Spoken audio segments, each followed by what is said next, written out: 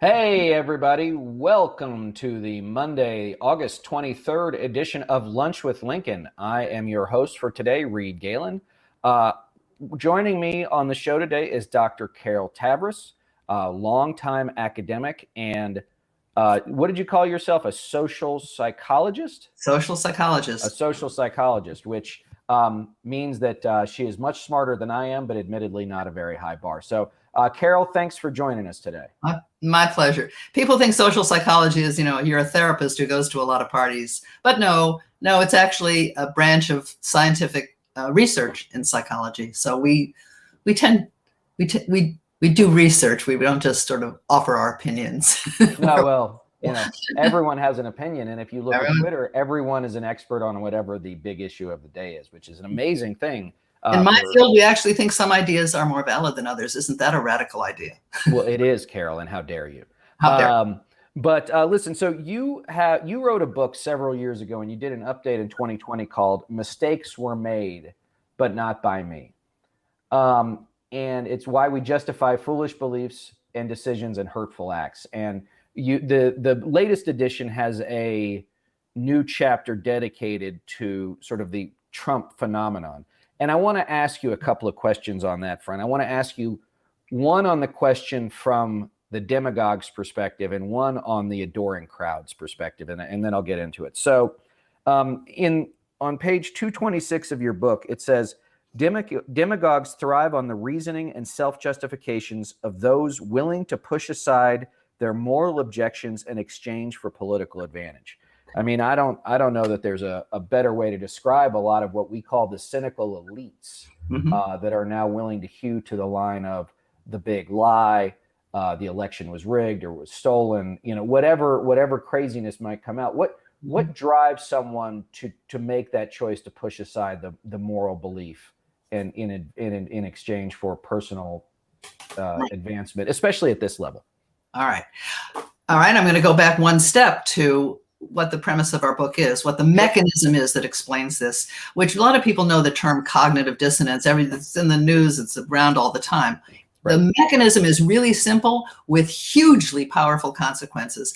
The mechanism is simply the discomfort we feel when we are holding two beliefs that are inconsistent with each other, discrepant with each other, or when our attitudes are at odds with our behavior. Mm-hmm. So this, it's sort of a normal thing. It's sort of no big deal. But what my co-author, Elliot Aronson, showed is that dissonance is most painful, and we are most motivated to reduce it when it involves some aspect of our self-concept. So if I see myself as a smart, competent, loving parent, kind person, wanting to do the best in my work and job, and now you tell me I have just done something stupid, foolish, and wrong, that I'm holding a belief that's 25 years out of date, that my resistance to some new practice is harming my patients, my friends, my world. Am I going to say, why, thank you so much, Reed, for this really wonderful, important information? Or am I going to say, piss off and take your stupid ideas with you? Okay. That's why dissonance matters, because when we're in a state of dissonance, what research shows is that it is as uncomfortable as being hungry or thirsty, and we are motivated to reduce it. So dissonance occurs when we are a devout Republican or a devout Democrat, and someone in our party does something stupid, foolish, or immoral. Mm-hmm. We will tend to minimize it and ignore it and overlook it. Whereas if someone in the other party does exactly the same thing, well, those sons of bitches, that's who those people are, right? So that's why we see what we call this hypocrisy. Everybody can see a hypocrite in action except the hypocrite. Right. Because the hypocrite is busy justifying their hypocrisy. I am a good, kind, moral person. Therefore, if I have changed my views about Donald Trump, it's because it was time for me to change my views about Donald Trump. He's really a far better guy than I ever thought. Or he's doing more for the country than I realized he would really do. Or we begin a series of justifications to allow us to sleep at night. So you can see how hard it is to hold two dissonant ideas together. we refer readers to Sarah Silverman's terrific YouTube, in which she talks about the dissonance she felt when her beloved good friend Louis C.K. was found to have been behaving sexually inappropriately with women. And there she is in this YouTube. You can feel her dissonance. I love this man. He's a wonderful friend. And he did something I regard as reprehensible. Now, let's move that to the political realm. Right. I'm a good Republican. In our last chapter, what we talk about, really, the chapter is really not about, people think it's about Democrats versus Republicans, but it's not. It's about Republicans versus Republicans. It's about the steps by which Republicans swallowed their dissonance over Donald Trump and came to support him. Some peeled away from supporting him right away, never Trumpers. Some waited until, yes, by the way, kudos to you. Some waited until he did something that was one step too far and they couldn't live with it another minute. And some never did. We call this process the pyramid of choice. The pyramid, it's a pretty powerful metaphor. You have two people at the top of a pyramid with the same basic attitudes about whatever the issue is. Let's say Donald Trump. And now you have a choice. Do I support him or not support him? I'm a Republican. I'm supposed to support him. Right. So some will decide to support him and some will be never Trumpers. As soon as we make any decision about any belief, wear a mask or not, get a vaccine or not, support Trump or not, whatever the decision is, we will now need to put our attitudes into consonance with our behavior. See, that's where dissonance first kicks in. The minute we make a decision, we now have to justify that decision as being the right, moral, and correct one. So now the next time we have to make a decision about Trump, well, he just did this horrible thing. Now what? Well, I've supported him before. I might as well keep going. And so over time, as we add more and more layers of self-justification to our support, we find ourselves very far away at the bottom of that pyramid from people who originally were like us and are now very far away. So that's the mechanism. So how quickly does that occur? I mean, listen, just for me on Trump specifically, right? I thought he was a joke when he came down the escalator that summer. By that December, I said, he's going to be the nominee. And by the time that he was taking the stage, in wherever it was to accept the nomination, I said, that was it for me. Like, if this is what the party wants, like, I'm out. So that was, it went from disbelief to total belief to I'm out in a year. Yeah, probably. Yeah. You watched him. You watched what he was doing. You watched what he was saying. And like many people, you became frightened by the support that he was generating, right? Yeah. But even you said, but even in the book, you note that, and look, most of my friends, right? I mean, I worked for George W. Bush going back to when I was in college. I worked for Senator McCain, people who now wouldn't even be considered Republicans probably. Exactly. And most of my, professional friends and colleagues worked in those same places for those same types of people, right? We were never social conservatives. We were never hard-edge conservatives. We were, as George Bush called himself in 2000, a compassionate conservative, right? Moderate, or whatever word you want to use. But I have dear friends who went into the administration, sat by in some places as very bad things happened on their watch. Right. And I guarantee, as you know, that they said, but for me, it would be worse. But for me, it would be worse. That's when you make a decision. Okay, I think he's a son of a bitch and I think he's dangerous. But look, I have a possibility to save the country here by going to work with him or for him. And so, that's one of the justifications that many very decent and honorable people made. How it works is in exactly this way. For some people who voted for Trump, there was one issue or maybe two issues. Right. Save my money and put a conservative on the Supreme Court. And I will hold my nose about everything else he's doing, because if he gives me those two things, that's all I care about. Right. And I care about those things more than I care about his wrecking the country or being a demagogue or being a racist bigot or his behavior to women or any other thing. I hate all those things. I realize they're maybe not such good things, but he's going to give me the two things I really want more than anything. That's the mark of a true believer voter, if you will, not just a true believer demagogue.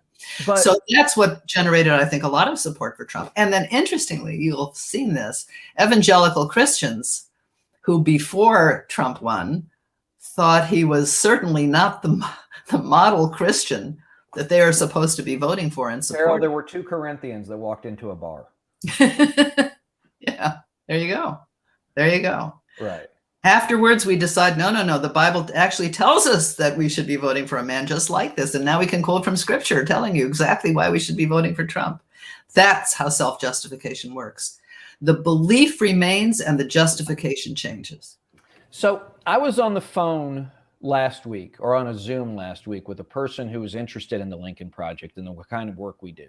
Mm-hmm. Had voted for Trump twice. The first time he did it because he couldn't stand Hillary and probably because of some of the economic issues you note. The second time it was a full-on, the Democrats are worse. Oh. I don't like Trump, but the Democrats are worse. And when I told him that one of the key missions of the Lincoln Project is to defeat Republican candidates because we're worried not about economics, but the fundamentals of democracy. Mm-hmm. That literally took him back in his chair. He's like, well, wait, what? You mean you want to push back on the Republican Party, but what about the crazy left? And I'm like, well, first of all, this country is far likely to go fascist before it ever goes socialist. Mm-hmm.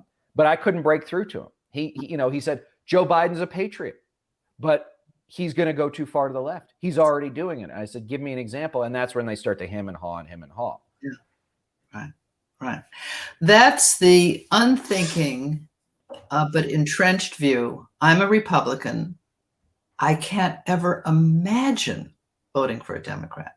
Right. So therefore, I must find every argument. I will be agreeable to every argument that tells me Democrats are the vile, evil devils of the world. Mm-hmm. And as you and I were saying before, Democrats feel the same way about the prospect of voting for a moderate Republican over a Democrat they don't like, or it's very difficult for people to vote against their political identity. The central thing in Dissonance, remember, is what is our identity? Mm-hmm. that is at question here. If you question my ability to make a bouillabaisse, it's not going to put me into a state of dissonance. I don't see myself as the world's greatest bouillabaisse maker. But if I did, and you told me I was really no good at this, I would feel, I would want to justify my bouillabaisse recipe. Meaning, it's the self-concept that comes first. If I see myself as an informed Republican citizen, okay, or if that is part of my identity, who I am, then anything that puts me into dissonance with that identity, I'm going to brush it off like your friend did. So let me ask you, where does, and maybe I'm getting more philosophical here, where does morality come into this though? Because, one of my friends, dear friends, longtime friends, worked at the Department of Homeland Security, and I was very upset about the child separation policy. And, the answer I got back was, well, Obama did it. I said, not okay then either. Mm-hmm. And he said, well, the president has nearly unfettered authority to do these things. I said, again, not okay. Just because you can do something doesn't mean you should. Mm-hmm. But the justification had gone from moral to legalistic. Yeah. And that was pretty tough for me to accept. I think that moral reasoning, moral decisions are the first things to be thrown under the bus when we are in a state of dissonance. How many people know that they are doing something slightly unethical, slightly wrong. I'm stealing this thing. I'm cheating here. I'm doing this other little thing. I'm yelling at Clinton for having sex in the Oval Office, but I'm doing it myself right here in my own office. When we violate our own moral precepts, that dissonance is the harshest if we face them, if we're prepared to face them. Far easier to justify them than confront the fact that we are acting unethically. Right. That's what self-justification means. And by the way, in our book, as we explain this, self-justification is not making excuses to the other guy to keep you from being fired or divorced or lose your job or something, where you have done something unethical or immoral. Right. And so you lie to avoid punishment. Self-justification is the lies we say to ourselves to avoid the realization that we have been unethical, immoral, criminal, wrong, holding the wrong belief. It's what allows us to go along believing ourselves to be good, kind, and ethical. So your question is not off the subject. Ethical decisions are, we face all the time. And the point about our book and the pyramid, if you will, is that with every ethical compromise we make, we move ourselves further along the path of justifying it to the point where it then becomes harder to say, you know what, that first decision I made was wrong. Because now I have to go back up and say, I was wrong to make all those little compromises along the way. So once the train rolls out of the station, down the tracks and picks up steam, pretty tough to get it to stop. And certainly, I don't know how easy it is to back up a train. I'm not an engineer, but my guess is once it's going 70 miles an hour in one direction, that's a pretty serious process to really just antagonize an analogy. Exactly. That's exactly right. And, when you read the last chapter of our book and you see what it felt like for the Republicans who had tried so hard to slow the Trump train, who had supported him, who had worked for him, but who really thought they could slow it and stop it. And eventually, as I say, come to a point where more, I just cannot do this for another second. How hard that realization is, it's like you wake up in a cold sweat in the middle of the night. What have I been doing for these last years? And that's true, whatever it is. I mean, we have an example in our book of a district attorney who refused to believe that he could have put an innocent man in prison. I'm the good guy. I'm the good guy. I never put innocent people in prison. Wait, I put somebody who was innocent in prison. He's guilty of something else. So, or by definition, if he was on trial to begin with, he must have done something. Exactly. Right. It becomes the other guy's fault. Exactly. As you even said, right? Mistakes were made, but not by me. So let me ask you this. So as I mentioned before we went on the air, we had Mary Trump as a guest on several of our shows a lot last year, and she wrote a book about her uncle. And something that you said about Trump is right in line with what she said, which is there's no dissonance within Trump because whatever it is he says, he believes. We call it the George Costanza thing, right? Like it's not a lie if you believe it. That's literally how Trump lives his life.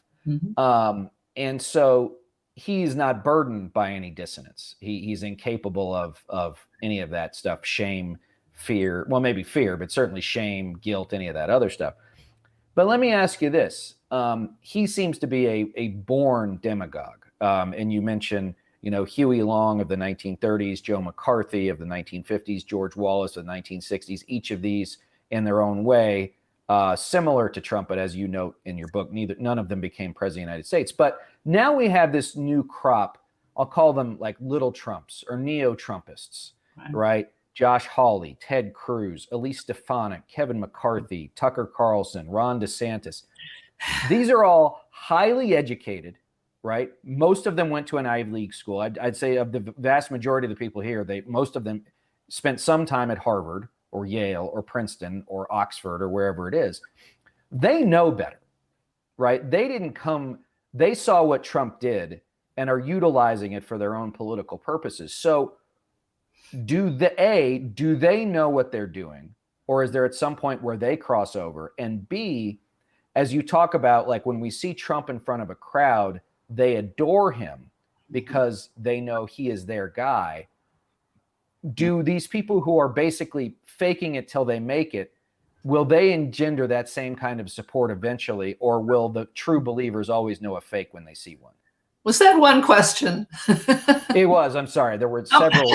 How much time have we got? Well, okay, let's start with a couple of things. First of all, about how educated these people are. It's a mistake to think that well-educated, smart people don't have dissonance. On the contrary, the problem we show in our book is not that the great problems of our time are caused by stupid people who justify stupid decisions and actions. It's caused by smart people who justify the stupid or cruel things they do in order to preserve their belief that they're good, smart people. Mm-hmm. It's smart people who cannot accept evidence that they might have done something foolish, incompetent, or wrong, just as much as anybody else. So having a Harvard education does not immunize you against greed, vanity, demagoguery, or any other thing. So let's just put education to the side there, except to say make them more vulnerable, because they can say, you know, I'm Harvard educated, therefore if I believe this, it must really be the right way to believe. Mm-hmm. If I, you know, I don't know that they do that, but okay. So here's what I would say. We know that politicians, it's the nature of their job. They go with how the wind is blowing, or they lose their jobs. And politicians are really good with paying attention to the winds. Whether they really, truly, deeply believe what their constituents are leading them to say, you know, that I can't say. We know that that is how politicians behave. Mm-hmm. If they're voted out, and the ideas are voted out with them as not being likely to survive in our current political culture. Right. Where they survive, they thrive. And that's the danger that we're facing, is how many politicians, Republicans, have either left the field, if they've still got a conscience, they've still reasoning morally, they've either left the field or they are yielding to what they presume their noisy constituents want. That's the danger of how demagogues get into power. Ted Cruz is the consummate opportunist. So many of these people are consummate opportunists, and they see this as their way to achieve power, perhaps the presidency. And what they are probably saying to themselves, I'm making this up, I have no way of knowing, but what they're probably saying is, I'm going to say all this stuff now so that I can be elected, because when I'm elected, I'm going to really be a fabulous leader. I'm going to really run things the way they should be run. Augusto Pinochet, interviewed at the end of his life, asked, you know, how could you live with the fact that, you know, you're responsible for the deaths of thousands of people? He said, I know I'm no angel, but, you know, I sleep at night. If I hadn't killed all of these people, the country would have been in chaos and the communists would have taken over. And he had plenty of self-justifications. These guys do too. They're saying to themselves the equivalent of, when I'm running things, it'll be the right way to run things. Right. Well, because by definition, again, if they get elected, then they were the smart enough, the best, the brightest to get elected. Therefore, whatever it is they do, there's an innate justification to it. That's how they sleep at night, believe me. So here's one question, and we've only got a few minutes left, but I want to read this other passage from your book. It says, quote, "The rise of the demagogue never happens overnight, and it's never the result of one election. It occurs because of the slow shift in beliefs and values that follows every self-justifying decision that citizens make one step at a time." Mm-hmm. So based on that, if it was an inexorable process to get us to Donald Trump, are we on this track for the foreseeable future, or is it possible for us to change direction? My wonderful co-author, Elliot Aronson, one of the world's great social psychologists, said, we have to write this chapter out of optimism for our democracy. That the goal needs to be to make people aware of the compromises they're making, that it's time to face the dissonances that they're living with, if you will, and choose the ethical politically sane way to behave. You know, when Shimon Peres, the former prime minister of Israel, was faced with the dissonance of his friend Ronald Reagan going to Bitburg, Germany, to lay a wreath there, you know, that cemetery where the Nazi officers were buried, and everyone was enraged at him. And they said, you know, he's your good friend, Ronald Reagan. And Peres was furious. He was furious with Reagan. And when asked about it, he said, when a friend makes a mistake, the friend remains a friend, and the mistake remains a mistake. Mm-hmm. This is a man living with dissonance, because what most of us would do when a friend makes a mistake is preserve the friendship and minimize the mistake. No big deal. It was not important, blah, blah. Or emphasize the mistake and ditch the friendship. The harder path is to admit both. When I, a good, decent person, make a mistake voting for the wrong person, not listening to the evidence about masking and vaccines, when I'm far down this pyramid of becoming an anti-vaxxer, and by the way, failing to notice that no one I know has polio or smallpox, I was wrong. I have to realize that I was wrong.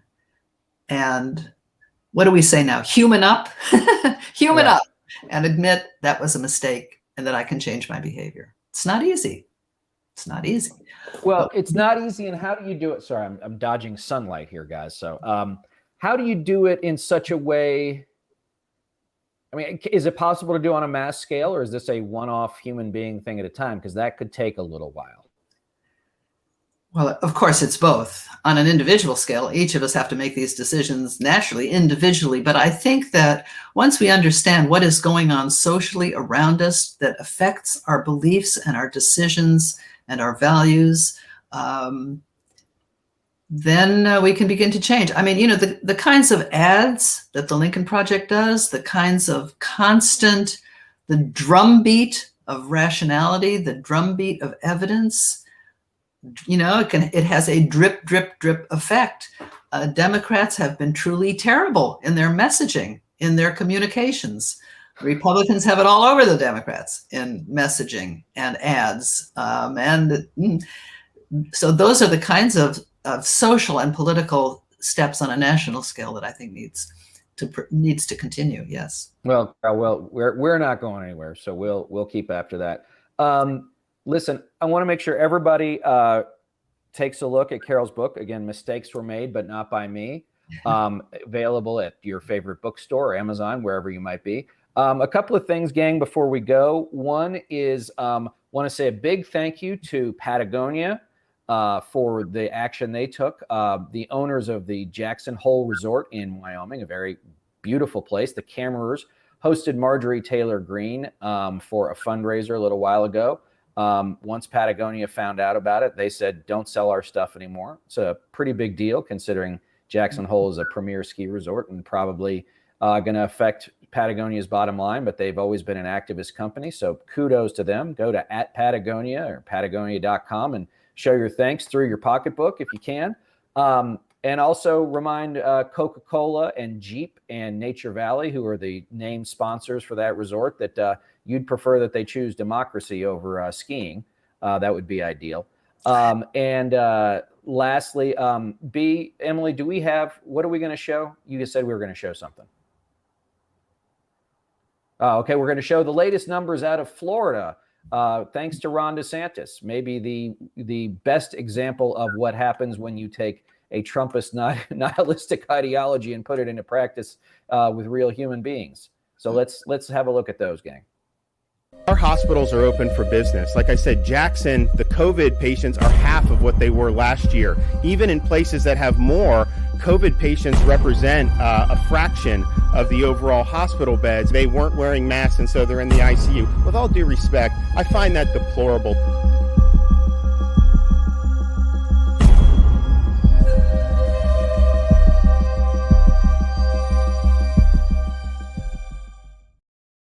So, Carol, before we let you go, just in the context of dissonance and when it affects people in, maybe their most precious commodity or their most precious thing, which is their children, we're now starting to see school boards in conservative places in Florida and Texas say, we want masks.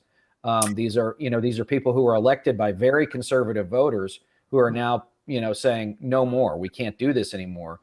In the face of people who, again, I have to assume it's for their own political benefit, or they assume it's for their own political benefit to push back on this stuff. Well, but we've also seen what is in a tragic way even more common, which is people, as we saw in Alabama, where evidence of people dying in ICUs filling up is making them all the more committed to not being vaccinated. This is what I mean about being at the bottom of the pyramid. Right. People would sometimes rather die than admit they were wrong. I mean, that is the power of not being able to say, I was wrong. So children are dying indeed. And we have to hope that there will be enough social pressure on these anti-vax people and anti-mask people to say, communally, maybe we were wrong. One of the ways we think people might be able to resolve dissonance about vaccinations, by the way, is precisely when there is a mandate, because it allows them to save face to their friends who are also anti-vaccine. See, if I say, oh, well, I secretly know that these vaccines are dangerous and horrible and will kill me, but if I don't get a vaccine, I can't go to that rock concert and I can't keep my job. Right. That lets them save face. And as Dissonance would predict, eventually they'll say, I knew all along vaccines were the smart way to go. Well, listen, Carol, thank you for joining us. On that note, if you are out there and not vaccinated, please get it. This Delta variant, as we had Charity Dean on Friday, who knows something about this stuff. She was #2 health officer in California last year, is a nasty thing, guys. And we do not want it. If you get vaccinated, the chances of you having to go to the hospital or have severe symptoms go down dramatically. If you've got a 12-year-old, get them vaccinated, get them back to school. Carol, I want to say thank you so much. I hope you'll come back and see us on Lunch with Lincoln and our other programs. This has been a fascinating discussion. And guys, everybody out there, remember Lunch with Lincoln will be back again Friday. LPTV will be back this fall after Labor Day. And of course, never forget to tune in to the Lincoln Project podcast, drops Tuesdays and Thursdays. I want to say thanks to B and Emily for making all this stuff work and making Carol and I look good. And until then, we'll see you next time. Bye, guys.